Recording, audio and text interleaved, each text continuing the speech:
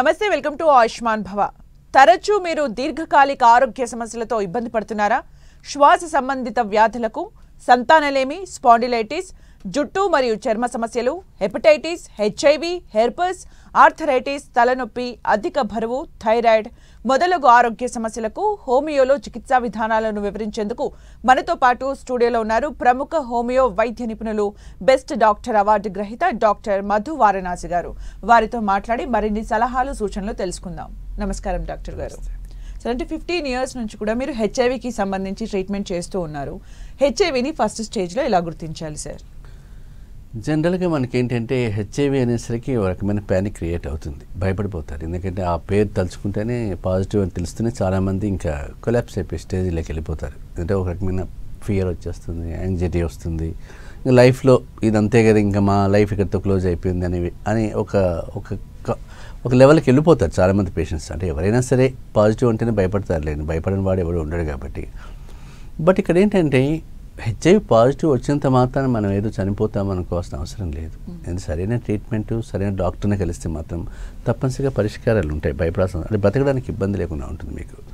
కానీ చాలామంది పేషెంట్స్కి ఏంటంటే హెచ్ఐవిని ఫస్ట్ స్టేజ్లో గుర్తుపడడం చాలా కష్టం అనుకుంటారు. ఎందుకంటే మెజారిటీ పేషెంట్స్ మన దగ్గరికి వచ్చిన వాళ్ళు కూడా ఫైనల్ స్టేజ్ వాళ్ళే, అంటే కన్వర్ట్ అయిపోయి లాస్ట్లో వచ్చిన వాళ్ళే ఉంటారు. ఇంకా కౌంట్ కూడా బాగా తగ్గిపోయి ఇంకా లైఫ్ అండ్ థ్రెట్ ఎలా అంటే ఇంకా ఛాన్సెస్ చాలా తక్కువ అన్న స్టేజ్లో వచ్చిన వాళ్ళు ఎక్కువ మందిని చూశాను నేను కూడా. బట్ మీకు ఫస్ట్ స్టేజ్ అన్నప్పుడు మనం ఎలా గుర్తుపట్టాలి అనుకుంటే మాత్రం, ఎప్పుడైనా సరే సెక్సువల్ ఎక్స్పోజర్ ఉన్నప్పుడు ఆ పేషెంట్కు ఇంటికి వచ్చిన తర్వాత 24 hours నుంచి ఒక 1-2 weeks లోపల సిమ్టమ్స్ కనిపిస్తాయి పేషెంట్లో కూడా. చాలామంది ఈ పేషెంట్స్ ఈ సిమ్టమ్స్ నెగ్లెక్ట్ చేస్తారు. ఎందుకంటే మెజారిటీ సిమ్టమ్స్ మీకు ఇవి ఎలా ఉంటాయంటే ఫ్లూ సిమ్టమ్స్ లాగా ఉంటాయి. ఫ్లూ అంటే మామూలు మన ఫీవర్ వస్తుంటుంది, ఆ ఫీవర్ సిమ్టమ్స్ లాగానే ఉంటాయి. చాలామంది పేషెంట్స్ ఏమవుతుంది, ఫ్లూనే టెంపరేచరే కదా, టెంపరేచర్ వచ్చినప్పుడు పెద్ద ఇష్యూ ఏముంది, ఓ పారాసిటమాల్ వేస్తే తగ్గిపోతుందని ఆలోచనలో ఉంటాడు ఎవడైనా కూడా. అది కామన్గా జరిగేది కూడా ఎవరికి కూడా. అంటే మీకు ఈ సిమ్టమ్స్ లాంగ్ లాస్టింగ్గా ఉండవు అనమాట, ఓన్లీ టెంపరీగా వచ్చి వెళ్ళిపోతాయి అంతే ఇవి. సో అందువల్ల మీకు ఏమవుతుంది, పేషెంట్ కూడా ఓవర్ స్కిప్ అయిపోతాడు. అంటే మీకు స్కిప్ అయ్యే ఛాన్సెస్ చాలా ఉంటాయి మీకు. ఎందుకంటే అంటే మనకి ఎలా ఉంటుంది, మీకు ఆ సిమ్టమ్స్ 1-2 days ఉన్నాయనుకోండి, పేషెంట్ ఫీవరే కదా, ఏదో వచ్చింది నాకు, సీజనల్గా ఏదో వచ్చిందని చెప్పేసి ఒక టాబ్లెట్ వేసుకుంటాడు, పడుకుంటాడు, క్లియర్ అయిపోతుంది. తర్వాత పేషెంట్ నార్మల్గానే ఉంటాడు. అందువల్ల పేషెంట్ కూడా గుర్తుపట్టలేడు. అందువల్ల ఎప్పుడైనా సరే పేషెంట్ ఎక్స్పోజ్ అయిన తర్వాత ఇప్పుడు కూడా పేషెంట్లో బాడీ పెయిన్స్ కానీ, థ్రోట్ పెయిన్ కానీ, స్కిన్లో ర్యాష్ లాగా రావడం కానీ, నైట్ స్వెట్టింగ్స్ కానీ, వీక్నెస్ కానీ, డల్నెస్ కానీ, బాడీ పెయిన్స్ కానీ, సీవియర్ బాడీ పెయిన్స్ కానీ, నైట్లో ఒక రకమైన డల్నెస్ కానీ, ఓవరాల్గా పేషెంట్లో ఈ 6-7 సిమ్టమ్స్ కనిపించే ఛాన్సెస్ ఉంటాయి మీకు. అంటే ఈ సిమ్టమ్స్ అన్నీ కూడా మీకు ఫ్లూ సిమ్టమ్స్ ఆల్మోస్ట్ అంటే జనరల్గా ఫ్లూలో కూడా ఇవే సిమ్టమ్సే కనిపిస్తాయి ఫీవర్ వచ్చేటప్పుడు కూడా మీకు. అందువల్ల పేషెంట్కి ఈ సిమ్టమ్స్ కనిపించాయి అంటే మాత్రం తప్పనిసరిగా సస్పెక్ట్ చేయాల్సి వస్తుంది. అందువల్ల మీకు ఆ టైంలో డాక్టర్ని అప్రోచ్ కావడం చాలా ఇంపార్టెంట్. అంటే మీకు ఫస్ట్ స్టేజ్లో వెళ్తూనే ఉన్నప్పుడు దాని method of treatment, mode of treatment కూడా డిఫరెంట్గా ఉంటుంది ఇప్పుడు కూడా. ఆ సిమ్టమ్స్ మీలో కనిపించాయంటే మాత్రం తప్పనిసరిగా మంచి డాక్టర్ని కన్సల్ట్ కావాలి. అయినప్పుడు మీకు ఆ టెస్ట్ల వల్ల కావచ్చు, ఆ సిమ్టమ్స్ వార్నింగ్ సిమ్టమ్స్ ఇచ్చాయి కాబట్టి ఆ పేషెంట్ ముందుకే మనకు పేషెంట్కు ఒక ప్రివెంటివ్ డోస్ కంటే కూడా మీకు ఒక ఇమ్యూనిటీ బూస్టర్స్ లాగా ఇవ్వడానికి ఛాన్స్ ఉంటుంది మీకు. అందువల్ల పేషెంట్ ఎప్పుడైనా సరే ఈ సిమ్టమ్స్ కనిపించాయి 1-2 weeks అనుకున్నప్పుడు మాత్రం తప్పనిసరిగా డాక్టర్ని అప్రోచ్ కావాలి. ఓకే సార్, హెచ్ఐవి ఎయిడ్స్ రెండు సేమా సార్? అంటే మీకు ఇక్కడ కూడా మీకు ఏమవుతుంది, మీకు చెప్పాను కదా, ఎసిమ్టమాటిక్ స్టేజ్ ఒకటి, క్లినికల్ స్టేజ్ ఒకటి. ఫస్ట్ స్టేజ్లో మనకు కనిపించే సిమ్టమ్స్ కూడా తెలిసాను కదా మీకు. జనరల్గా ఫస్ట్ స్టేజ్ వచ్చినప్పుడు పేషెంట్కి గుర్తుపట్టడు. ఇప్పుడు కూడా పేషెంట్ గుర్తుపట్టినప్పుడు మీకు ఏమవుతుంది, అది సైలెంట్ ఫేజ్కి వెళ్ళిపోతుంది ఎసిమ్టమాటిక్ స్టేజ్. ఈ ఎసిమ్టమాటిక్ స్టేజ్ అనేది మీకు 1 year ఉండొచ్చు, 5 years ఉండొచ్చు, 10 years ఉండొచ్చు, 15 years కూడా ఉండొచ్చు, చెప్పలేం. ఎసిమ్టమాటిక్ అంటే పేషెంట్ ఇమ్యూనిటీ పైన డిపెండ్ అవుతుంది కాబట్టి. సో పేషెంట్ కూడా ఏమవుతుంది, ఎసిమ్టమాటిక్ అంటే ఏ కంప్లైంట్స్ లేవు కాబట్టి పేషెంట్ కూడా పెద్దగా సఫర్ కాదు, పట్టించుకోడు దాని గురించి. అంటే ఏదో రొటీన్గా ఎప్పుడైనా డిటెక్ట్ చేస్తే తప్ప, బ్లడ్ టెస్ట్ బయటపడుతుంది తప్ప పేషెంట్గా సిమ్టమ్స్ ఏం మేనిఫెస్ట్ కావు అక్కడికి. అందులో పేషెంట్ ఏమవుతుంది, మీకు మ్యారేజ్ చేసుకోవచ్చు, అన్నీ చేసుకోవచ్చు ఆ టైంలో. ఇతను ఎక్స్పోజ్ అవుతాడు, మళ్ళీ బయట పోయే ఛాన్సెస్ ఉంటాయి, లేదా మ్యారేజ్ చేసుకోవచ్చు, వాళ్ళ వైఫ్ కంటే ఇచ్చేయచ్చు, పిల్లలకి రావచ్చు, పాసిబిలిటీస్ అన్నీ ఉంటాయి మీకు ఇక్కడ. ఎందుకంటే పేషెంట్ కూడా తెలియదు కాబట్టి.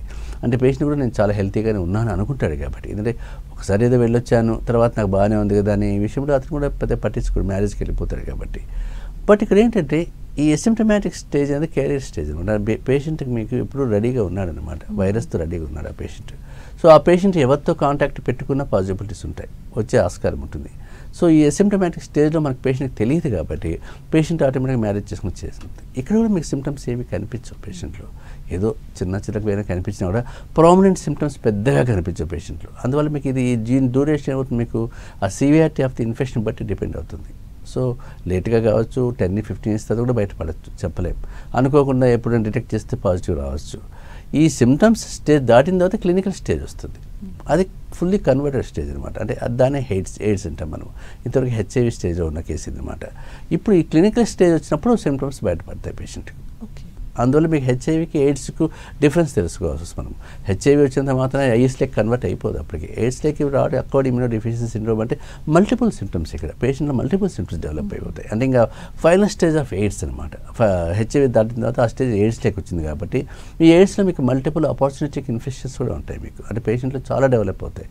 ఫీవర్ కావచ్చు, లూజ్ మోషన్స్ కావచ్చు, రిపీటెడ్గా ఇన్ఫెక్షన్స్ రావచ్చు, టంగ్ పైన కోటింగ్ ఫంగస్ లాగా రావచ్చు, క్యాండియాస్ లాగా, తర్వాత ఫంగల్ ఇన్ఫెక్షన్ లాగా రావచ్చు. మామూలుగా అయితే patient weight loss, unexplained weight loss ఉంటుంది, అన్ఎక్స్ప్లెయిన్డ్ మోషన్స్ ఉంటాయి. ఇవన్నీ పేషెంట్ తెలియకుండా జరిగిపోతుంటాయి.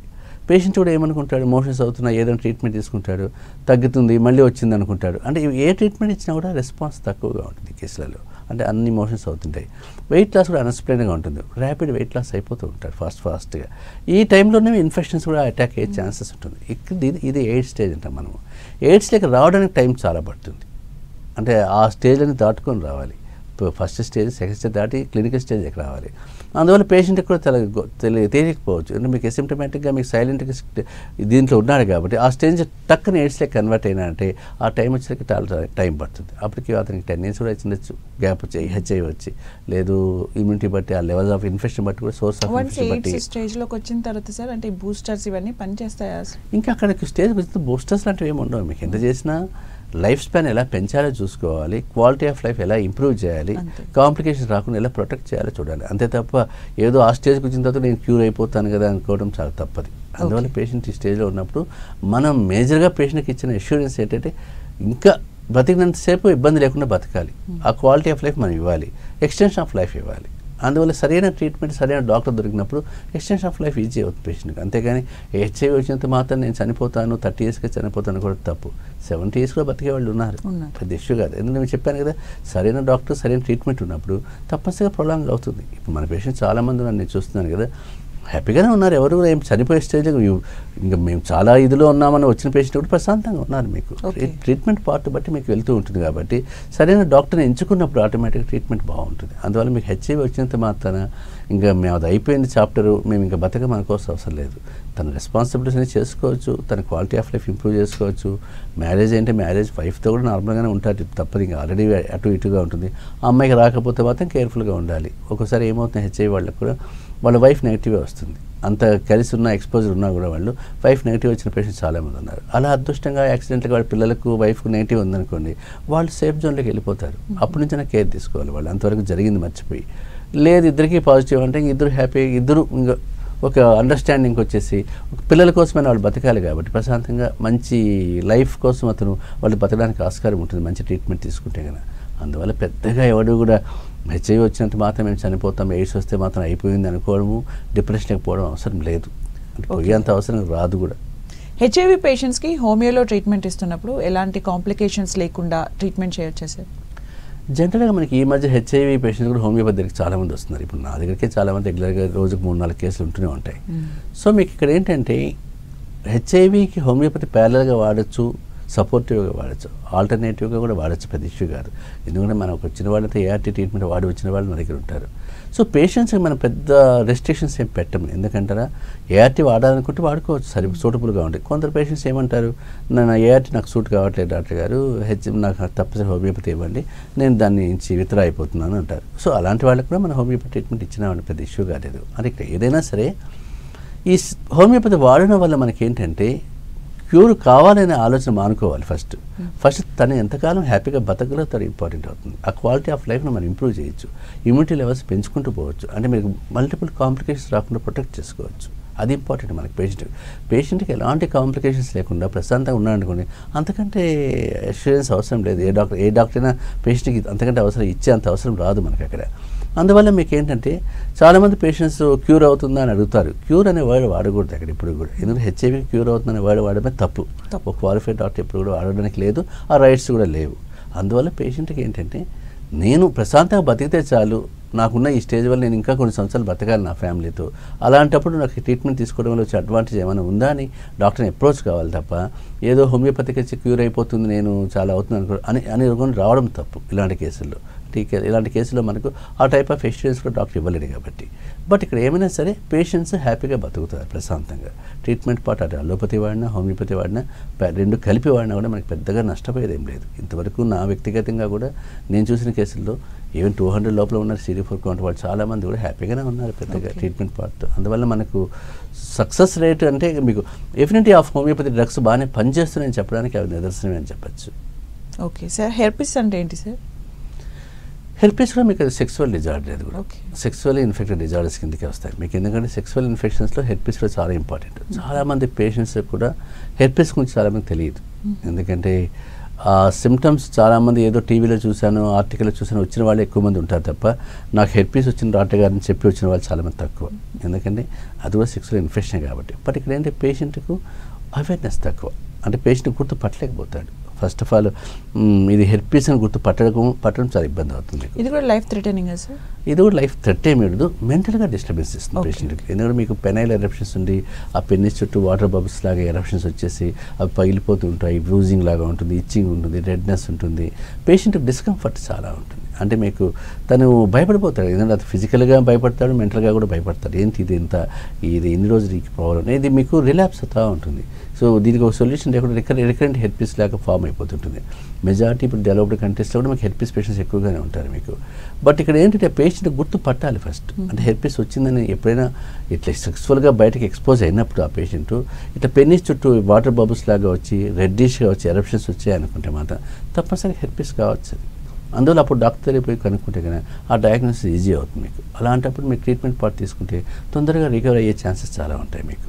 అందువల్ల మీకు ఏంటంటే హెర్పిస్ పేషెంట్ ఎప్పుడు కూడా రిలాప్స్ అవుతున్నా కూడా తగ్గుతుంది కదా, నాకు ఏదో ఒకటి వస్తుంది కదా పోతుంది కదా నెగ్లెక్ట్ చేస్తారు. కామన్ మెజారిటీ పేషెంట్స్ నెగ్లెక్ట్ చేసిన పేషెంట్స్ నేను చూశాను. అంతేగాని డైరెక్ట్గా నాకు హెర్పిస్ వచ్చింది సార్ నేను వెళ్ళొస్తాను నాకు ఇది వచ్చింది అని వచ్చిన పేషెంట్స్ చాలా తక్కువ మనకు. అందువల్ల మనకి ఏంటంటే ఇలాంటి కంప్లైంట్స్ మీకు కనిపించినాయి, ఇలా రిలాప్స్ అవుతుంది, రికవర్ అవుతూ ఉంది హెర్పిస్ అనుకుని మీకు తెలిసినప్పుడు తప్పనిసరిగా మీరు డాక్టర్ని అప్రోచ్ కావాలి.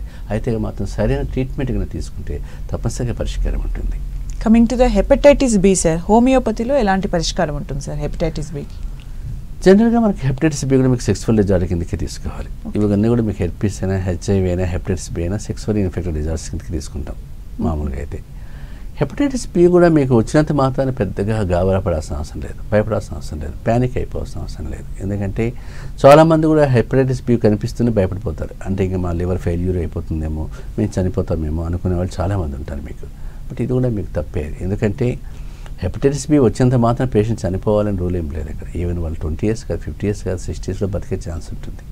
అంటే మీకు ఎప్పుడు మీకు ప్రాబ్లం అంటే వైరల్ లోడ్ మరీ అబ్నార్మల్గా పెరిగిపోయి కాంప్లికేషన్స్ బాగా డెవలప్ అయిపోతే తప్ప హెపటైటిస్ పేషెంట్ పెద్దగా సఫర్ అయ్యేది ఏముండదు అక్కడ నాకు తెలిసి. ఎందుకంటే పేషెంట్ కూడా అసిమ్టమాటిక్గా ఏమీ లేకుండా లోడ్ నార్మల్గా ఉండి ఉన్నందుకు పెద్దగా అది పాజిటివ్ ఉన్నంత మాత్రం చేసేది ఏం లేదు. దానివల్ల ఏదైనా ఉంటే వాళ్ళు ప్రొటెక్టివ్గా మెజర్స్ తీసుకోవాలంతే. బ్లడ్ ఇవ్వడం కానీ, పెళ్ళానికి వ్యాక్సిన్ వేయించుకోవడం, వైఫ్కు ఇలాంటివన్నీ చేయాలి వాళ్ళు తప్పనిసరిగా. అంతేగాని వదిలేయకూడదు మరి హెపటైటిస్ బి అన్నప్పుడు. బట్ ఇక్కడ ఏంటి హోమియోపతి అప్రోచ్కి వచ్చినప్పుడు హోమియోపతిలో కూడా మీకు హెపటైటిస్ బికి ట్రీట్మెంట్ బాగా ఎఫెక్టివ్గా కనిపిస్తుంది మీకు. అంటే మీకు సిమ్టమాటిక్గా రిలీఫ్ ఇచ్చేయచ్చు, ఇబ్బంది ఏమి ఉండదు మీకు. వైరల్ లోడ్ కూడా తగ్గే ఛాన్సెస్ ఉంటాయి మీకు. వైరల్ లోడ్ కానీ తగ్గితే కనుక పేషెంట్ హ్యాపీగా బతకడానికి ఆస్కారం ఉంటుంది. అందువల్ల మీకు ఏంటంటే హెపటైటిస్ బి వచ్చినంత మాత్రాన్ని పెద్దగా భయపడకుండా వాళ్ళ వైఫ్కి కానీ వాళ్ళకి రాకపోతే మాత్రం వాళ్ళకి వ్యాక్సిన్ వేయించాలి. అందువల్ల ఇప్పుడు మనకు హెపటైటిస్ బి వ్యాక్సిన్ మ్యాండేటరీగా వేశారు మనకు చాలామంది. 10 years బ్యాక్ కూడా అందరూ వేసుకున్నాం కంప్లీట్గా. సో బి వ్యాక్సిన్ వేసుకోవడం చాలా తప్పనిసరి. ఎందుకంటే ఇది కామన్గా కనిపిస్తూ ఉంటుంది కాబట్టి వ్యాక్సిన్ తప్పనిసరిగా వేసుకుంటే ప్రొటెక్షన్ ఉంటుంది, లైఫ్ క్వాలిటీ ఆఫ్ లైఫ్ పెరిగిపోతుంది, ఇబ్బంది ఏమి ఉండదు. ఎడినాయిడ్స్ అంటే ఏంటి సార్? జనరల్గా మీకు ఎడినాయిడ్స్ అనేసరికి కూడా మీకు అది ఏమవుతుంది మీకు అది కూడా చిన్నపిల్లలు చాలామంది కనిపిస్తుంటుంది మీకు. చిన్నపిల్లలు ఎక్కువగా సఫర్ అవుతుంటారు. మెజారిటీ మన దగ్గరికి వచ్చిన పేషెంట్స్ అంతా కూడా 6 years to 10 years లోపల పిల్లలు ఎక్కువ ఉంటారు ఎడినాయిడ్స్తో. ఎడినాయిడ్స్ కూడా మీకు చూడడానికి సింపుల్ ఇష్యూ లాగా అనిపిస్తుంది, కానీ పేషెంట్ బాగా సఫర్ అవుతాడు. ఎందుకంటే చిన్నపిల్లాడు కదా, ముక్కు బ్లాకేజ్ అయిపోయి ఉంటుంది, స్నోరింగ్ లాగా వస్తుంటుంది, గురక పెట్టుకుంటాడు, మౌత్ బ్రీతింగ్ ఉంటుంది, రాత్రి పడుకోవడం డిస్టర్బెన్స్ ఉంటుంది, రాత్రి పడుకుంటే సార్ నోరు తెచ్చుకుని పడుకుంటాడు, ముక్కు పట్టేస్తుందమ్మా నా చేతి కావట్లేదు అంటుంటాడు. అంటే పిల్లాడు చాలా ఇబ్బంది పడుతుంటాడు ఆ ఎడినాయిడ్స్తో. అంటే ముక్కులో కండ పెరిగింది అంటాం కదా, ఒక టిష్యూస్ పెరుగుతాయి కదా, దాని ఎడినాయిడ్స్ లాగా మీకు ఆ ఏరియాస్ కనిపిస్తుంటాయి. మీకు ఆ ఎక్స్రే కన్నా మనం నాజోఫారింగ్స్ తీస్తే లాటరల్ వ్యూ ఎడినాయిడ్స్ సైజు కూడా తెలిసిపోతుంది, ఏ గ్రేడ్లో ఉందో కూడా తెలిసిపోతుంది మనకు. బట్ మెజారిటీ పేషెంట్స్ ఎప్పుడైనా సరే వాళ్ళ పేరెంట్స్ గుర్తుపెట్టుకోవాల్సింది ఏంటంటే, చిన్నపిల్లలు ఎప్పుడైనా ముక్కు బ్లాకేజ్ అవుతూ ఉంది, మౌత్ బ్రీతింగ్ ఉంది, మా వాడు నోట్తో గాలి తీసుకుంటున్నాడు, స్నోరింగ్ ఉంది, నైట్ పడుకోవడానికి డిస్టర్బెన్స్ ఉంది అనుకుంటే మాత్రం తప్పనిసరిగా ఎడినాయిడ్స్ కావచ్చు. అప్పుడు డాక్టర్కి అప్రోచ్ కావాలి. అంటే ఆ స్టేజ్లో దాన్ని నెగ్లెక్ట్ చేయడం మంచిది కాదు కాబట్టి. ఎందుకంటే ఎడినాయిడ్స్ నెగ్లెక్ట్ చేసిన వాళ్ళు మీకు టీత్ ఇర్రెగ్యులారిటీ డెవలప్ అయ్యడానికి ఛాన్స్ ఉంటుంది.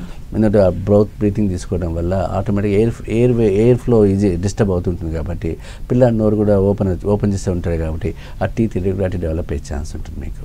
అందువల్ల మీకు దాంతోపాటు టీత్ ఇర్రెగ్యులారిటీ కంటే కూడా మెజారిటీ పేషెంట్ బాగా సఫర్ అవుతారు. పిల్లాడికి చిన్నపిల్లాడు 5-6 years పిల్లాడు రాత్రి అంతా కూర్చొని నిద్రపోకుండా ఉన్నాడంటే ఏ పేరెంట్స్కైనా అదొక బాధగానే ఉంటుంది. అందువల్ల మీకు ఇక్కడ అంటే చాలామంది ఎడినాయిడ్స్ అంటే సర్జికల్ ఇంటర్వెన్షన్ కామన్గా చెప్పేస్తుంటారు మనకు. బట్ నన్నడితే ఒక మంచి హోమియో డాక్టర్ అప్రోచ్ అయితే మంచిది ఈ టైంలో. ఎందుకంటే ఎడినాయిడ్స్ సర్జికరీ ఇన్వాల్వ్మెంట్ లేకుండా ప్లాన్ చేసుకోవచ్చు. మరీ ఇన్ఎవిటబుల్ తప్పదు అనుకుంటే అది ఓకే, తప్పదు, ఎవరికైనా తప్పదు, సర్జరీ కావాల్సి వస్తుంది. బట్ ఇక్కడంటే సర్జికల్ ఇంటర్వెన్షన్ లేకుండా మెజారిటీ ఆఫ్ కేసెస్ మనం మేనేజ్ చేయొచ్చు. ఎందుకంటే నేను చూసిన కేసుల్లో ఇంతవరకు సర్జరీకి ఎవరిని పంపలేదు నాకు తెలిసి, ఒక్కరిని కూడా పంపించలేదు. సో పేషెంట్స్ హ్యాపీగా, ఎవరు కూడా మరీ నా చేత కాలేదు నేను ఉంది అన్నప్పుడు అంత అవసరము రాలేదు. పేషెంట్ సిమ్టమాటిక్గా రిలీఫ్ ఇచ్చేసిన తర్వాత పేషెంట్ కంఫర్టబుల్గానే ఉంటున్నాడు, పెద్ద ఇబ్బంది ఏం రావట్లేదు. అందువల్ల as long as patient is comfortable, ఇంకా there is no need of surgery అనుకోవాల్సింది. ఎందుకంటే పేషెంట్ సఫర్ కానప్పుడు ఇంకా సర్జరీకి పొమ్మన్నా పోడు కదా కామన్గా. ఎందుకంటే మేము బాగున్నాం కదా డాక్టర్ గారు, వచ్చిన తర్వాత ఇంకా వేరే క్వశ్చన్ ఆఫ్ సర్జరీ అన్నారు అనుకోండి, మనం కూడా పెద్దగా ఇన్సిస్ట్ చేయలేం, వెళ్ళి రండి సర్జరీ చేసుకోండి అని. అంటే ఫస్ట్ ఆఫ్ ఆల్ హోమియోపతి వచ్చినప్పుడే వాళ్ళు సర్జరీ వద్దనుకునే వస్తారు కాబట్టి ఫస్ట్ మన దగ్గరికి వచ్చే చాయిస్ వాళ్ళు అదే ఉంటుంది, సర్జరీ చెప్పారండి మీ దగ్గరికి వచ్చాం, సర్జరీ లేకుండా మాకు మేనేజ్ చేయగలుగుతారా అనేది. బట్ ఇక్కడ మేనేజ్మెంట్ చాలా ఈజీగానే అవుతుంది పేషెంట్స్లో. ఎవరికి సర్జికల్ ఇంటర్వెన్షన్ కావాలని కూడా చెప్పింది చాలా తక్కువ కాబట్టి. బట్ ఎప్పుడైనా సరే పేషెంట్లో ఎడినాయిడ్ సమస్య ఉంది అనుకున్నప్పుడు మాత్రం తప్పనిసరిగా ఒకసారి మంచి హోమియో డాక్టర్ కలవండి. ఒక రిప్యూటెడ్ డాక్టర్ మీరు కలిస్తే కనుక తప్పనిసరిగా పరిష్కారం ఉంటుంది. ఈ మధ్య కాలంలో సైనస్ ప్రాబ్లం కూడా చాలా మందిలో చూస్తూ ఉన్నాం సార్. అంటే హోమియోపతిలో దానికి ఎలాంటి పరిష్కారం ఉంది? జనరల్గా మనకు సైనసైటిస్ కూడా చాలా కామన్ డిజార్డర్, ఏమైనా ఈ మధ్య ఎక్కువగా కనిపించే డిజార్డర్స్ కూడా. ఎందుకంటే ప్రతి పేషెంట్ కూడా చాలామంది సఫర్ అవుతుంటారు. ఎక్కువగా అలర్జిక్ రైనైటిస్ ఉన్న వాళ్ళు కావచ్చు, ఫ్రీక్వెంట్ కోల్డ్ ఉన్న వాళ్ళు కావచ్చు, వీళ్ళు సైనస్లోకి ఎంటర్ అయిపోతారు. అంటే first stage of acute sinusitis కావచ్చు, క్రానిక్ సైనసైటిస్ కావచ్చు. బట్ సైనస్ సిమ్టమ్స్ వచ్చినప్పుడు పేషెంట్లో చాలా మందికి డెవలప్ అయ్యే సిమ్టమ్స్ హెడేక్ ఒకటి, తలంతా బరువుగా ఉండడం ఒకటి, ముక్కు బ్లాకేజ్ ఒకటి, తల ఇట్లా ఉంచారనుకోండి తలంతా కిందికి పడిపోతున్నట్టుగా ఉంటుంది పేషెంట్కు. చాలామంది అందుకోసం కంప్లైంట్ చేస్తుంటారు పిల్లలంతా, నేను రాసుకునేటప్పుడు నా తలంతా కింద పడిపోతుందేమో అన్న ఫీలింగ్ వస్తాను డాక్టర్ గారు అని ఆ టిపికల్ సిమ్టమ్స్ చెప్తుంటారు పేషెంట్స్ ఎప్పుడు కూడా. సో సైనస్ ఉన్న పేషెంట్ ఎప్పుడు కూడా ఎక్కువగా బ్లాకేజ్తో సఫర్ అవుతుంటాడు. పోస్ట్ నాజిల్ డ్రిప్, ముక్కులోంచి తెగిన స్ఫుటం లాగా వస్తుంది ఫ్లేమ్, అది వైటిష్ కావచ్చు, ఎల్లోయిష్ కావచ్చు, స్టిక్కీగా కావచ్చు. ప్లస్ చాలామంది హెడేక్, తలంతా బరువుగా ఉంటుంది. మీకు దాంట్లో కూడా మీకు 4 types ఆఫ్ సైనసెస్, ఫ్రాంటల్, ఎథిమాయిడల్, ఈ సైనసైటిస్ కనిపిస్తుంటారు మీకు. కాబట్టి మ్యాగ్జినల్ సైనసైటిస్ ఎక్కువగా మెజారిటీ పేషెంట్స్ మనకు ఫ్రాంటల్ సైనసైటిస్, మ్యాగ్జినల్ సైనసైటిస్తో కనిపిస్తుంటారు ఎక్కువ. అంటే ఇక్కడ నొప్పి ఉంది డాక్టర్ గారు, ఇక్కడ నొప్పి ఉందని చెప్పారు. అంటే వాళ్ళు ఇర్రెస్పెక్టివ్ ఆఫ్ వెదర్ అలాగే ఉంటుందా సార్ వాళ్ళకి? జనరల్గా మీకు సైనసైటిస్ కూడా స్పెసిఫిక్గా వెదర్ వేరియేషన్స్ ఎక్కువగా రియాక్ట్ అవుతారు. అలర్జీతో ఎక్కువ డెవలప్ అవుతుంటుంది. అలర్జిక్ సైనసైటిస్ ఎక్కువగా వస్తుంటుంది మీకు. డస్ట్కి కానీ, వెదర్కి కానీ, ఫుడ్ ఐటమ్స్కి కానీ, కోల్డ్ థింగ్స్కి కానీ, ఐస్ క్రీమ్స్ తింటే రావడం కానీ, ఇవన్నీ కామన్ ట్రిగర్ ఫ్యాక్టర్స్. ఇక అందువల్ల మీకు ఏమవుతుందంటే సైనసైటిస్ అంటే కూడా మీకు సర్జికల్ ఇంటర్వెన్షన్ చాలామంది డాక్టర్స్ చెప్పేస్తారు. డ్రైన్ చేసేసుకోండి, లోపల సెప్టల్ డీవియేషన్ ఉంది, ఆ డీవియేషన్ పక్కన ముక్కు బెండ్ అయ్యేది, దాన్ని కట్ చేసేస్తాము అని చెప్తారు. బట్ ఇక్కడ ఏంటంటే యాజ్ లాంగ్ యాజ్ అలర్జీ పర్సిస్టింగ్గా ఉన్నప్పుడు సర్జికల్ ఇంటర్వెన్షన్ పెద్దగా వర్కౌట్ కాదు నాకు తెలిసి. ఎందుకంటే పేషెంట్కి ముందు అలర్జీ తగ్గించకుండా మనం ఎన్ని సర్జరీలు చేసినా వేస్ట్. పేషెంట్ చేయించుకుంటాడు, మళ్ళీ 6 months మళ్ళీ సీజన్ వచ్చేసరికి మళ్ళీ నాకు సేమ్ సిమ్టమ్స్ వచ్చాయని మన దగ్గరికి వస్తూనే ఉంటారు. కాబట్టి నేను చెప్పేది ఏమంటే ముందు అలర్జిక్ టెండెన్సీ రిమూవ్ చేయాలి ఫస్ట్. అలర్జిక్ టెండెన్సీ మనం రిమూవ్ చేస్తే చాలా మటుకు రిలీఫ్ వచ్చేస్తుంది సైనస్లో. పేషెంట్ పెద్దగా సఫర్ కాడు. ఇప్పుడు సెప్టల్ లీవేషన్ ఉన్నంత మాత్రం పెద్దగా బాధపడాల్సిన అవసరం లేదు. మీకేం దానివల్ల మరీ బ్లాకేజ్ అయిపోయి పేషెంట్స్కి తప్ప మామూలుగా ఉండే వాళ్ళకి పెద్ద ఏమి ఇబ్బంది ఉండదు. సో మీకు సైనస్ అలర్జీ క్లియర్ అయిపోతే ఆటోమేటిక్గా నాజల్ క్లియర్ అయిపోతుంది, నోస్ క్లియర్ అవుతుంది, బ్లాకేజ్ తగ్గిపోతుంది, హెడేక్ తగ్గిపోతుంది, హెవీనెస్ తగ్గుతుంది, ఆ పస్సు కూడా డ్రైన్ అయిపోతూ ఉంది. ఇవన్నీ అయినప్పుడు మళ్ళీ ఒకసారి సిటీ స్కాన్ పంపించినప్పుడు ఆ మేజర్ ఫైండింగ్స్ కనిపిస్తున్నాయి మనకి. అక్కడ పస్ డ్రైన్ అయినట్టు కనిపిస్తుంది. పేషెంట్ కూడా కంఫర్టబుల్ స్టేజ్కి వచ్చేస్తున్నాడు. 4-5 months పేషెంట్ చాలా హ్యాపీ ఫీల్ అయిపోతున్నాడు. ఎందుకంటే నాకు చాలా ఆ బరువంతా పోయిన డాక్టర్ హ్యాపీగా ఉన్నానని. కానీ ఇక్కడ కొందరు పేషెంట్స్ ఎవరైనా సర్జరీకి వెళ్ళొచ్చిన మన దగ్గరికి వెళ్ళి మళ్ళీ 3 to 6 months క్రితం మాకు డెవలప్ అయిందని వచ్చిన వాళ్ళు చాలామంది ఉన్నారు. అంటే వీళ్ళకి ఏంటంటే అలర్జీ రిమూవ్ చేయలేదు అక్కడ. అలర్జీ రిమూవ్ చేయడానికి సర్జికల్గా ఏం చేయలేరు కాబట్టి ఎంత చేసినా సెప్టోప్లాస్టీ చేయడం కానీ సెప్టిలివేషన్ కరెక్షన్ చేయడం కానీ ఇవి చేయడమే తప్ప ముందు అలర్జిక్ టెండెన్సీ రిమూవ్ చేయాలి. అలర్జిక్ టెండెన్సీ రిమూవ్ చేయాలంటే అలర్జిక్ ట్రీట్మెంట్ ఇవ్వాలి అక్కడ. మళ్ళీ లైఫ్ లాంగ్ అలోపతిక్ డ్రగ్స్ వాడుకుంటూ ఉండమని చెప్పినారని నాకు చెప్పిన పేషెంట్స్ చాలామంది ఉంటారు. మళ్ళీ మీరు అలర్జిక్ డ్రగ్స్ వాడుతూనే ఉండాలి అంతవరకు, లేకపోతే మీకు రిలీఫ్. సర్జరీ చేసి ఇంటికి వెళ్ళిపోయిన తర్వాత మళ్ళీ ప్రాబ్లం వస్తుందని మీరు చెప్తున్నారు కదా సార్, అలాంటప్పుడు ఇంకేం ట్రీట్మెంట్ చేస్తారు వాళ్ళకి? అంటే అట్లా అంటే జనరల్గా పేషెంట్ చెప్పాను కదా మీకు, ఇప్పుడు సైనసైటిస్ కేసులో మనకు ఈ సెప్టల్ లీవేషన్ ఉంది తప్పదు అనుకుంటున్నప్పుడు అది ఇన్ఎవిటబుల్ తప్పదు మనకు. ఈ అలర్జిక్ సైనసైటిస్ ఉంది, అలర్జిక్ ఆరిజిన్ ఉన్నప్పుడు అలర్జీ ఆరిజిన్ రిమూవ్ చేయకుండా మనం సర్జరీ చేసిన తర్వాత వచ్చిన అడ్వాంటేజ్ ఏం లేదు. మెజారిటీ పేషెంట్స్ మనకు అలర్జీతో వస్తుంటారు. ఆర్గానిక్గా నాకు ఈ బ్లాకేజ్ దీనివల్లే వచ్చింది చెప్పేవాళ్ళు తక్కువ. నాకు వెదర్ మారితే వస్తుంది, డస్ట్కి పోతే వస్తుంది, కోల్డ్ థింగ్స్ తీసుకుంటే వస్తుంది స్పెసిఫిక్గా చెప్తాడు పేషెంట్. చెప్తాడు కాబట్టి మనకి దాని టెండెన్సీ రిమూవ్ చేయాలి అక్కడ. సో టెండెన్సీ రిమూవ్ చేయకుండా సర్జరీకి వెళ్ళడం వల్ల వచ్చిన అడ్వాంటేజ్ ఏం లేదు. అందుకే ఫస్ట్గా నేను ఏం చెప్తానంటే ఎప్పుడైనా సైనసైటిస్ ఉంది మీకు సర్జరీ చెప్పారనుకుంటే మాత్రం సరైన హోమియో డాక్టర్ దగ్గరికి వెళ్ళాలి. వెళ్తే కనుక తప్పనిసరిగా పరిష్కారం దొరుకుతుంది. అప్పటికీ పరిష్కారం దొరకలేదు, నా చేత కావట్లేదండి అంటే 2 రీజన్స్ ఉండాలి. ఒకటి సరైన డాక్టర్ని ఎంచుకోకుండా ఉండాలి పేషెంట్, సరైన డాక్టర్ దొరకకపోవడం. రెండోది అది సర్జికల్ కేసు అయి ఉండాలి. అప్పుడు మనం సర్జరీ అడ్వైజ్ చేయొచ్చు. అంత ఛాన్స్ పేషెంట్కి రాదు నాకు తెలిసి. ఎందుకంటే నేను చూసిన కేసులన్నీ సర్జరీ చెప్తే వచ్చిన వాళ్ళే కాబట్టి ఎవరు సర్జరీకి మళ్ళీ పంపే ఛాన్స్ రాలేదు ఎవరికి. So first option major option అయి ఉండాలి. అందువల్ల పేషెంట్ సరైన డాక్టర్ ఎంచుకోకపోతే ఫెయిల్యూర్ రేట్ వచ్చి ఉంటుంది, లేదనుకుంటే ఈ ఇష్యూ ఉంటుంది. ఆ ఇష్యూ వచ్చినప్పుడు ఒక డాక్టర్గా మనం అనలైజ్ చేయగలుగుతాం. అంటే ఈ సర్జికల్ కేసు అంటే సర్జికల్కి వెళ్ళాలి అని చెప్తాం, మనకు తప్పదు, ఇన్ఎవిటబుల్.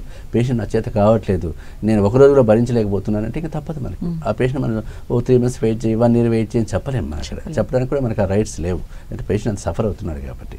అందువల్ల నేను ఎప్పుడైనా సరే సర్జరీ అని మీకు తెలిసినప్పుడు ఒక మంచి హోమియో డాక్టర్ మీరు ఎంచుకోండి, పరిష్కారం ఉంటుంది. అలాగే యాంగ్జైటీ న్యూరోసిస్ అంటే ఏంటి సార్? ఇది సైకియాట్రిక్ ఇష్యూస్. మీకు జనరల్గా సైకియాట్రిక్ ఇష్యూస్ కూడా ఎక్కువగా మనకు యాంగ్జైటీ న్యూరోసిస్ చాలా కామనెస్ట్ డిజార్డర్స్. చాలామంది పేషెంట్స్ ఏమంటే భయం అనేది కామన్ అనమాట.